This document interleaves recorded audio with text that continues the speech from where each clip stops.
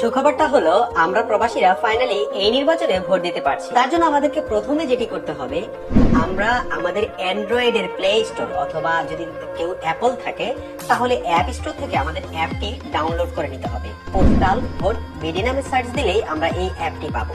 Download করার পর আমরা যখন অ্যাপটি ওপেন করব আমরা দেখব ভাষা নির্বাচন করার জন্য আমাদের দুটি অপশন আছে, একটি হচ্ছে বাংলা আর একটি হচ্ছে ইংলিশ।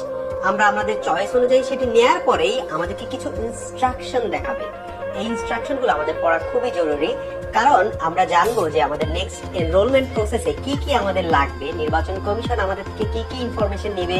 এই যেমন ধরেন আপনার পাসপোর্ট থাকা লাগবে হাতে, আপনার এনআইডি থাকা লাগবে হাতে, একটা ওয়েল লাইট এরিয়াতে আপনার থাকতে হবে যাতে করে আপনি যখন ছবি তুলবেন আপনার প্রপার লাইট থাকে, এবং আরো কিছু প্রসেস আছে সেগুলো সম্পর্কে আপনার পড়ে নেওয়া উচিত।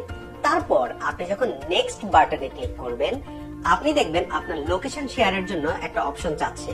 আপনাকে অবশ্যই আপনার লোকেশন শেয়ারটি করতে হবে, কারণ এর নির্বাচন কমিশন এটাকে এমন ভাবে তৈরি করেছে যাতে করে কোনো ইউজার এটাকে মিস ইউজ না করতে পারে। আপনি যেই লোকেশনে আছেন সেখানে যখন আপনি ক্লিক করবেন তখন সেটি দেখাবে যে ওকে আপনি ওই লোকেশনে। লোকেশন শেয়ার করার পর আমরা দেখতে পারবো সেখানে লগ ইন অথবা রেজিস্ট্রেশন দুটি অপশন আছে।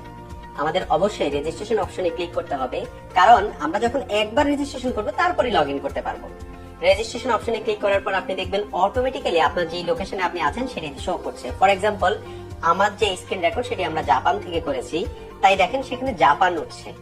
তারপর আপনি দেখবেন আপনার কাছে মোবাইল নাম্বার চাচ্ছে, যেটি হচ্ছে একটা ম্যান্ডেটরি, আপনাকে মোবাইল নাম্বারটা দিতেই হবে। অপশনাল হিসেবে আপনি চাইলে আপনার ইমেল আইডিটা দিতে পারেন।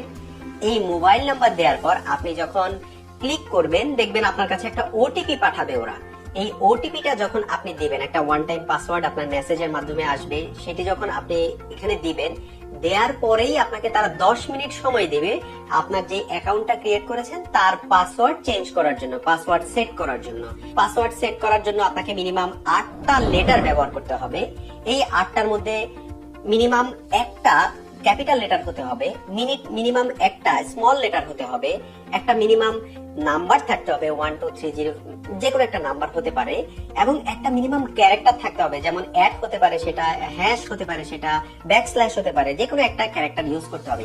এই 4টার কম্বিনেশনে আপনি মিনিমাম 8টা লেটার নিয়ে আপনাকে এই পাসওয়ার্ডটা বানাতে হবে। যদি দেখেন যে আপনার পাসওয়ার্ডটা নিচ্ছে না, আপনি একটু ইনস্ট্রাকশনটা দেখেন কোনটা আপনি মিস করছেন, ক্যাপিটাল লেটার মিস করলেন নাকি স্মল লেটার, নাকি হ্যাশট্যাগ আই মিন ক্যারেক্টার, নাকি আপনি মিস করছেন কোন একটা নাম্বার। সেগুলোর কম্বিনেশনে আপনার এই পাসওয়ার্ডটা সেট করতে হবে। অবশ্যই আপনি পাসওয়ার্ডটা কোথাও লিখে রাখবেন যাতে করে আপনার মনে থাকে। আর এই পাসওয়ার্ড গুলো সেট করার পরে নিচে দেখবেন যে আপনার কিছু টার্মস এন্ড কন্ডিশন আছে যেগুলোকে আপনাকে টিক দিতে হবে, এবং এর মাধ্যমেই আপনি রেজিস্ট্রেশনটা সফলভাবে সম্পন্ন করবেন। সফলভাবে রেজিস্ট্রেশন সম্পন্ন করার পরে আপনাকে পুনরায় অ্যাপটি লগ ইন করতে হবে। এ পর্যায়ে আপনার এনরোলমেন্ট প্রক্রিয়াটি শুরু করতে হবে, আর এজন্যই আপনার সাথে আপনার এনআইডির অরিজিনাল কপি অথবা ফটোকপি এবং পাসপোর্টটি সাথে থাকতে হবে। পরবর্তী প্রতিটি পদক্ষেপে সঠিকভাবে তথ্য প্রদানের মাধ্যমে আপনার আবেদনটি সম্পন্ন করতে হবে। জাতীয় পরিচয়পত্রের যাচাইকরণ। এই পর্যায়ে নির্দেশনা অনুযায়ী আপনার জাতীয় পরিচয়পত্রের ছবি তুলতে হবে। সঠিকভাবে ছবি তোলা হলে জমা দিন বাটনে ক্লিক করুন, আর যদি সঠিক না হয় আবার চেষ্টা করুন। সবকিছু ঠিক থাকলে পরবর্তী বাটনে ক্লিক করুন।